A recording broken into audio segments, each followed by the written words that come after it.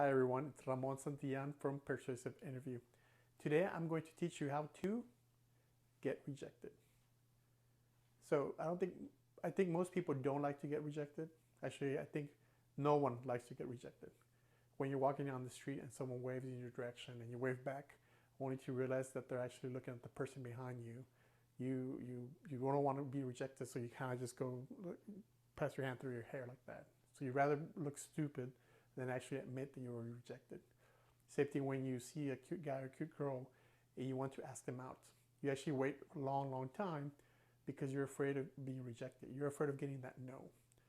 Same thing when you try to negotiate a salary. Most people actually don't negotiate their salary, and the reason is because they're afraid they're going to get rejected. They're afraid someone's going to tell them no. The upside is big. You might get a several $1,000 raise, and the downside is minimal. You'll just get a no. You'll still get your offer. You just get a no. Yet people are not willing to do it because they're afraid of that two little letters, N-O, no. So they don't do it. Let me tell you why you should be comfortable with rejection.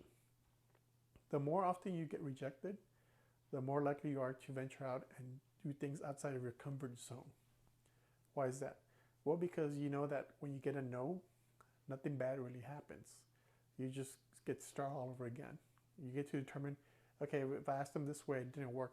Maybe I should try a new method. Maybe I should experiment with this way. Maybe I'll get a yes then. For example, Thomas Edison, when he invented the light bulb, I think he tried like 10,000 different ways of creating a light bulb, and none of them worked. However, he got to the 10,001 and he created the light bulb. So he's quoted as saying, I didn't make mistakes. What I did do was find out 10,000 different ways that did not work. So he only needed one way to work, and he found it after going through 10,000. If he was afraid of that rejection, of getting that no, he probably wouldn't have done it. He wasn't afraid of it, so he went for it. Let me tell you a little story one time when I was at the mall, and how if we're not afraid of rejection, we actually get some kind of benefit. One time I was at the mall in the Dillards, in the shoes section. I was just kind of looking at shoes there. And this guy walks up and he sees a suede shoe that's on display. And he looks at it and I guess it was his size. So it was suede and he went and did a scratch on it. I mean, he was right next to me and I saw him and he went, shh. You know, suede, when you scratch it one way, it makes a scratch. But if you scratch it the other way, the scratch goes away. So he made a big scratch across the front of the shoe and he took it to the sales clerk. And he said, give me a discount. The shoe has a scratch on it. The sales guy got the shoe and said, well, you know, if you scratch it the other way, the scratch goes away. And the guy said, like, no, the shoe still has a scratch. So he scratched it again and said, give me a discount. The sales guy went to his manager and told the manager, hey, this guy wants to buy the shoe. He says it has a scratch. We actually have other shoes in the same size in the back, but he doesn't want the other ones. He wants that shoe with the scratch. So the manager said, go ahead and give him a $5 discount. So the guy went back and told him, okay, you know, we'll give you a $5 discount. The guy with the shoes said, yeah, okay, I'll take it for $5 less. So he got this $100 shoes for like $95 plus tax. He really didn't save a lot of money.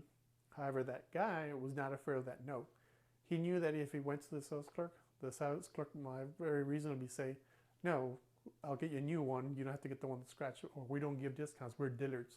Everything, the price you see is the price you pay. That guy was not afraid of that no, and he asked. And he saved himself $5. I mean, it's not a big deal, but again, he actually went and asked. He got outside of his comfort zone and was not afraid of getting that no. Let me tell you another story. It's actually a very personal story. It involves me, how I got involved with the world of rejection. When I was in college, I had a girlfriend, and you know, we dated for a long time. At one point, I broke up with her. Then we got back together, and then she broke up with me. I was heartbroken. I was devastated. I was like, oh, the world's going to end. Like, I'm never going to find someone I love like her. Well, you know, actually I did find someone I love more than her. So anyways, when that happened, I was heartbroken. I didn't know what to do. And I didn't care anymore. You know, I lost the love of my life. And, you know, I don't care what anyone else thinks. I don't care about any woman or whatever. So I kind of just started asking girls out. And I've asked girls out before. And sometimes they say yes, sometimes they say no. But, you know, I kind of just asked. After that happened, after the breakup, I would ask any girl I saw, you know, blonde, brunettes, redheads, it didn't matter to me. I just asked them out. Sometimes they would say no, and sometimes they started saying yes. I actually started noticing that more often than not, they would say yes, which kind of surprised me because before I just didn't ask because I was so embarrassed, was so shy, or so afraid of that no that I just didn't ask anyone. I just asked some very, very specific women, but not any women. So at one point, I started asking women who I consider way out of my league, and I was surprised they actually said yes. They would say yes to that first date, to that second, the third date, and so on and so forth. I was actually very surprised. And, sometimes I would get a no, but in my mind I was like, oh, I don't care, the woman of my life, my love of my life broke up with me. Some woman saying no to me doesn't matter, you're nothing compared to so and so. But then I started noticing like the more I asked, the more yeses I got. And from people that I never considered would say yes to me, little old me, and they would. And I mean, women who were like, you could say they were models, and they would say yes. So I started noticing, yeah, they would tell me no, and sometimes that's fine, but I didn't care. It didn't matter to me. As long as they kept on asking, I would get yes more often than not. So that's why I started with asking people the question, whatever it was, because I was not afraid of the no. So how are you going to learn how to get rejected? So you have homework for today. What you're going to do is you're going to go to Starbucks, you're going to buy a cup of coffee, and then you're going to ask them for a discount. They're probably going to tell you no. And that's the whole point. You might get a yes once in a while, but we don't want you to get a yes right now. We want you to be comfortable with getting no's. Why? Because once you get those no's and you realize that nothing happened, so you go to Starbucks, order your coffee, and they say it's going to be $5.95. And you say, yes, can you please give me a 15% discount? And they tell you no. You're going to feel a little bit embarrassed. You're going to feel uncomfortable. People behind you are going to like, hey, hurry up. We got to pay for our coffee. Then you realize that nothing really happened. You're still there. You still got your coffee. And yet, I mean, you're still there. I mean, nothing really bad happened. Yet, you're a little bit more comfortable with that no. So, it actually might turn out that they will tell you yes and they give you discounts. And if that happens, you're going to have to go to another Starbucks and ask for another discount.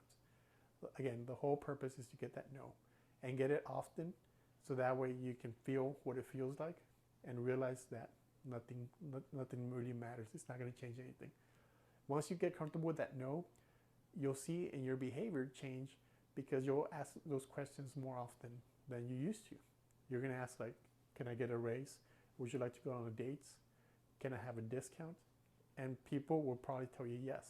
Once you have that confidence and you're not afraid of the no, you'll get those yes more often than you had before. So go do your homework, leave comments below, and tell us what happened and if you got a yes or you got a no, and how did the no make you feel. Or on the other side, tell us what that yes made you feel. Maybe you asked for a discount or you asked for that first date and you got it when you thought you would never get it. So put comments below, subscribe to the Persuasive Interview YouTube channel, and let me know what you think.